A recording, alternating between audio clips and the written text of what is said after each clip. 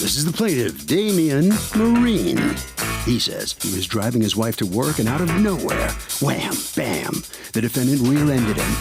His son had to be taken to the hospital. The defendant said he'd pay for the damages he caused and the medical bills, and now refuses. None of this would have happened if the guy wasn't texting and driving. And now it's pay-up time, because his bills equal $4,088, and that's exactly what he's suing for.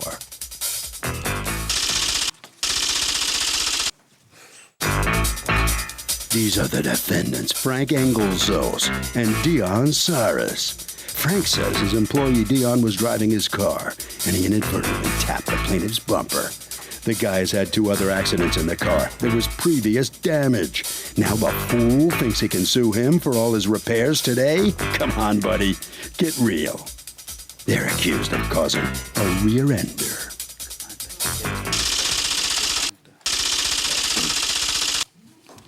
Douglas, Damian Marine Yes. versus Frank Englezos Yes. and Dion Saris? Yes. Okay, you're suing them for $4,088 for repair bill, ambulance bill, and lost time from work because, according to you, Dion rear-ended you. Tell me what happened. September 22nd, I was driving on 38th Street, heading down towards Broadway to drop my wife off to work. So now I am at a red light, and the defendant was behind me. And I see his head in my rear mirror. I see his head down. The head down. Yeah. A classic sign of someone who's texting. Exactly. Because they're really smart and they can text in the red light and it won't affect their driving. Yeah. So the light was still red, and I said, look at this. He's texting. So then, Wait, you actually noted that he was texting to your family? Yeah. And you used profanity and your kid was in the car? It was just I was angry. How old's your kid? He's 8. Okay, well, don't use profanity in front of your kid. I know, I'm sorry. It was just... Yeah, you should put on, who's the wife? Why don't you get him in line? Go on. So then, all of a sudden, boom, I feel a hit. I get out the car, and my son is crying. So I'm trying to calm him down, so I get out. I said, oh, dude, what is wrong with you? What the hell he was texting for? He's like, I wasn't texting. I said, and then he said, he came out, and he heard my son was crying, so he said, hey, everything okay? I'm like, I just fixed my car. My son's, I'm gonna take him, I'm gonna take him to the hospital. And I told him, I just fixed my car, and look what the damage they did to my car. The paint is still fresh on it. He's like, I got a warrant. So then I was like... Wait, he tells you he has a warrant? He has a warrant. And I said, what do you want? And then he says, I work right here for Frank. So I'm like, I know the guy for years. No, what guy? I know Frank for years. I go to his business. Because what kind of business is it? He owns a souvlaki truck. A souvlaki? Truck. Truck? Okay. Gyros and...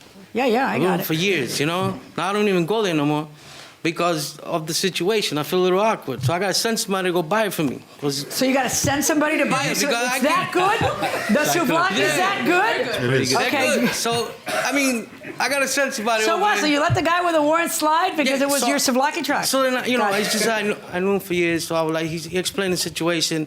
Was he driving for him? Yes, it was Dennis. What was the warrant for? I don't know. What's the warrant for? I don't know. Do you have a warrant? Not that I'm aware of. Did you tell him you had a warrant? No, I didn't. Do you have some problem that you didn't want the police involved? No. Did you I'm tell him aware you of did? that. No. Go on. Your Honor, he told me he had a problem. So I said, you know what? As a man, we agreed. He's like, listen, I'll pay for your... As men, we agreed. Let's see how that goes. This is why we're here. Yeah. Exactly. We shook on it. He's like, dude, I'll fix your car. I'll pay your son's medical bills. What was wrong with your son? He had to get checked out because... But was everything all right? Yeah, he was fine. He was shook up? Yeah, Okay. so it was a shook up, and then he calls me up. He tells me, okay, get me the medical bills, get me all the estimates and everything. He says, Dennis is going to take care of it, and my brother, Mike. Why Mike? Because they were both there. They were the ones What there. does that have to do with anything? If I watch an accident, I don't have to pay for it. Why would Mike take care of it? Is he a business partner of yours? He's my brother. So what? My brother doesn't take care of my bills. The car is under your name? Yes. Correct. So why would Mike have to take it? What are you people not telling me? What do I not know here? What does Mike have to do with the accident? He was the person... Stop talking. Sorry. What does Can I Mike have to speak? do with the accident?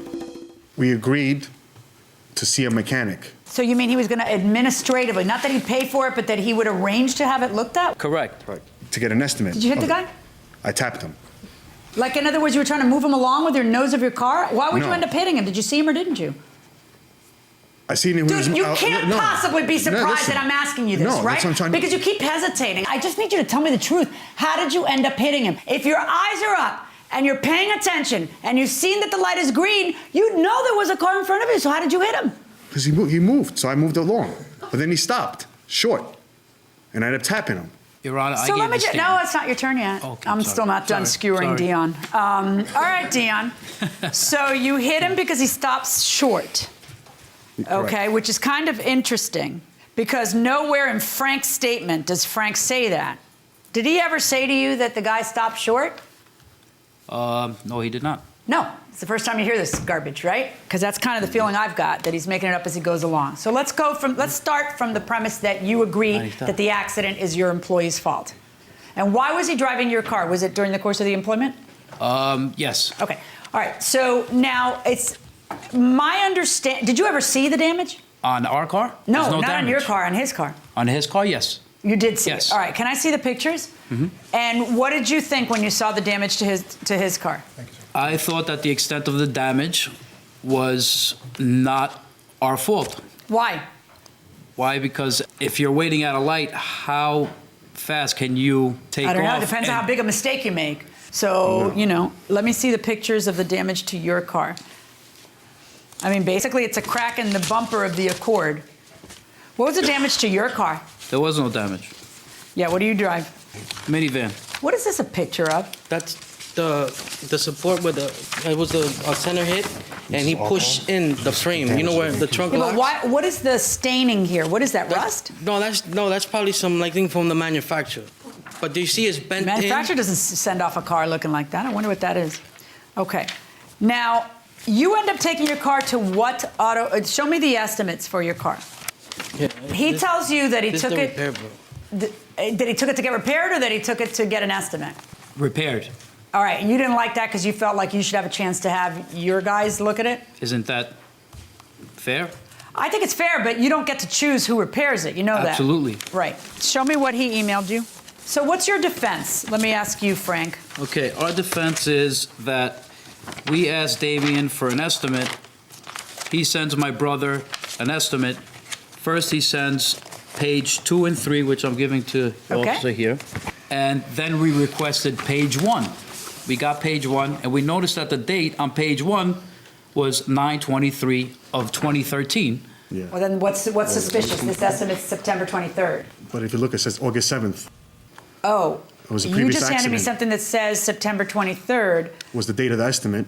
right? But the date of the accident says August 7th. August 7th. Date of loss, August 7th. Correct. Right. So your premise is that he crashed that bumper elsewhere and is trying to get you to pay for it. Same damages. Why if you does go it say to- date of loss to August 7th? On August 7th, I got into an accident in Long Island. So I went through my insurance. My body shop that I took the car to did the repairs. He said Prove the one. that. Prove that your car was completely repaired on August 22nd when this accident happened. Okay. Now. No, I don't- I now. don't- Prove I it don't- now. I don't have. I don't. Now you got it, but you can't be serious. That's the entire defense to this case. That they think that you're scamming them. Okay. They sent you multiple texts telling you that.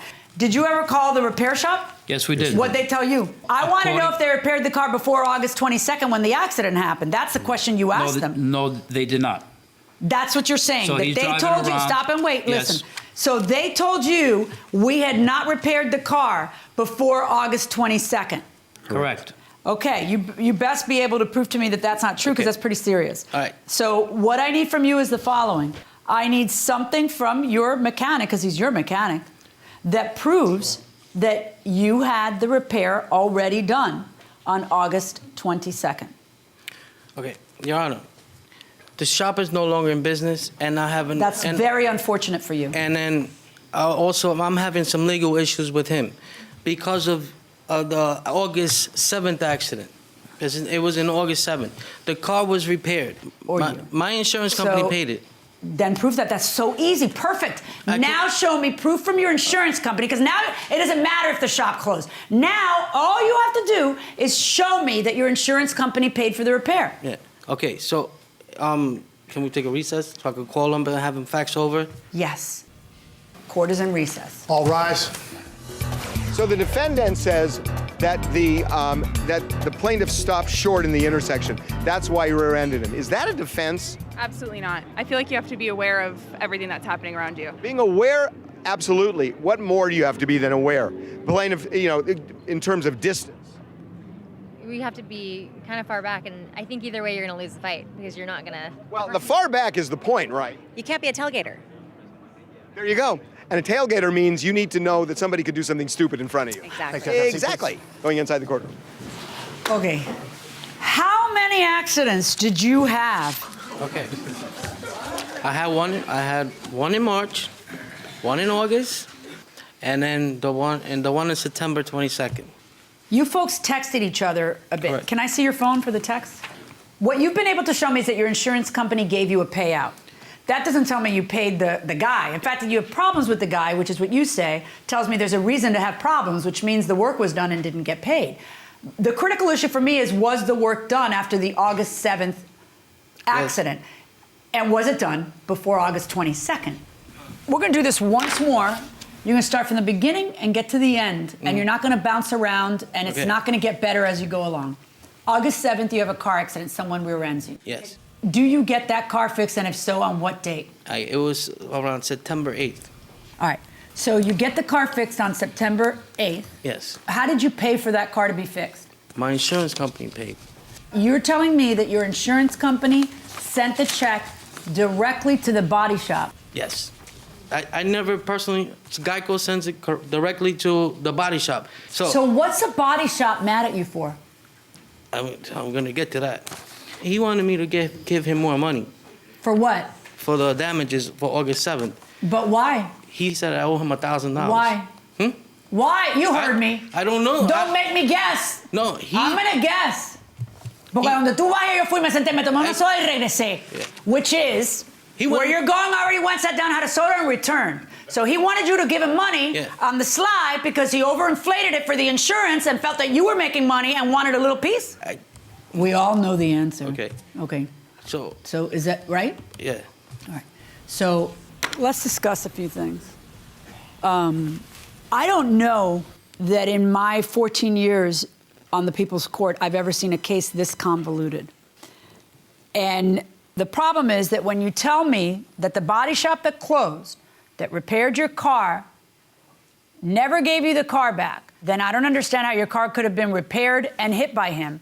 Right? Then I hear that you fax him, which he has, and he could only have if you fax it to him, page 2 and 3 of a prior bill trying to extract more money out of him, right? Correct. And then when he insists on page 1, we finally find out that what you sent him was one from another accident, which kind of sounds like you're slimy, right? When you start to add all this stuff up, you make me all kinds of nervous. You make me all kinds of nervous. Therefore, I'm left to my own resources to try to figure out what this speed of a hit would cause. When I'm left to my own resources, usually nobody leaves here terribly happy, because I do take into account the things that concern me about people's credibility. You don't get your lost time from work. I see the bill for the ambulance is $738. I'm going to call the damage to the car $500, and I'm going to issue a judgment in favor of the plaintiff in the amount of $1,238. That's my judgment.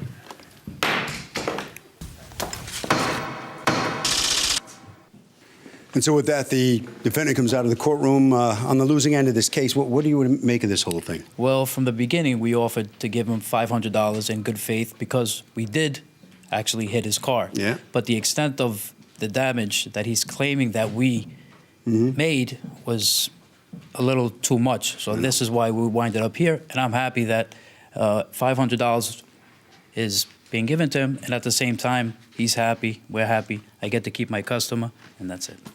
Okay, right down this way. That's the definition of a good decision. Step on in here. Oh, thank you very much. What about your story? I mean, what can I say? It was the judge's decision. Your story was so all over the place. I know. You know what it was? That he confused that he tried to play PI, like FBI, trying to do an investigation. I wasn't the one that they faxed it over to him. I called up the Your body story shop. just had so many inconsistencies in the courtroom that you lose credibility. I can't do anything else. I got the medical bill. That's what I'm happy for. All right, Harvey? Bottom line is the plaintiff's credibility was severely impaired, but the fact is there was damage, and that's why the result. That will do it for this case. Litigants for the next case on the way into the courtroom right now.